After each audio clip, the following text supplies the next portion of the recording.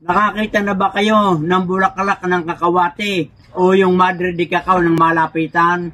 Ito mga kabayan, masdan ninyong mabuti at napakaganda ng kanyang mga bulaklak. Kapag siya ay bukad na, ito parang lavender yung kanyang kulay. At ito naman yung kanyang mga buds o buko pa lang napapabukad pa.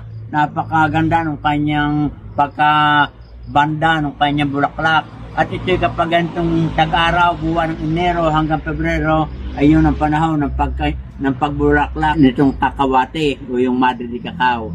At mga kabayan, kung kayo nakakita na ng bulaklak noong sakura na ito'y makikita sa bansang Japan, ay ito'y nakakahaling tulad. Inyong tingnan yung kanyang puno, kanyang bulaklak, halos ay magkapareho. At ito ay napakadami ding health benefit sa ating kalusugan.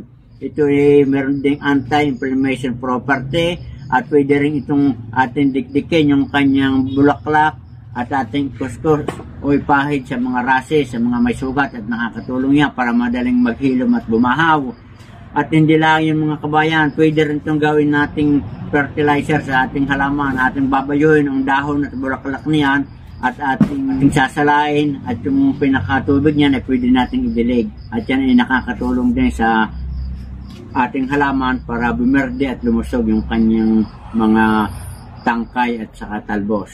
Mga kabayan, tingnan nyo at napakaganda yan ang kakawate.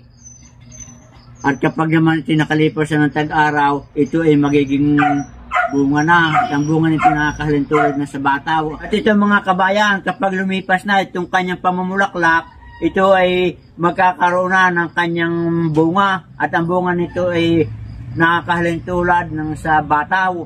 At ito ay mapupuno na ng mga dahon at hindi mawawala na itong bulaklak na ito. At pag nahinog naman yung kanyang bunga nito ay di kulay brown at yun, pwede natin siyang binhiin o itanim. At ito ay pwede rin natin ipropagate by cut sa mag-iita ng sanga or cutting. Yan. Ito yung bulaklak ng kakawate o Madre de Cacao. Doon sa hindi pa pamilyar, siguro may matatandaan na ninyo ito. Yan. Pag gantong buwan, January hanggang Marso, ito ay walang dahon. Nalalagas lahat. Ito lang inyong makikita, purong bulaklak. Talagang napakaganda. At tulad ng sinabi ko kanina, ito ay nakakahaling tulad o nakakamukha ng bulaklak ng kahoy na sakura sa bansang Japan. Ayan, makikita yung parehas na parehas. So yan, mga kabayan, good luck and good health at sana nagkaroon ko ng idea para niyong matandaan itong magandang bulaklak ng kakawate. Ingat kayo palagi, magandang araw, kabayan.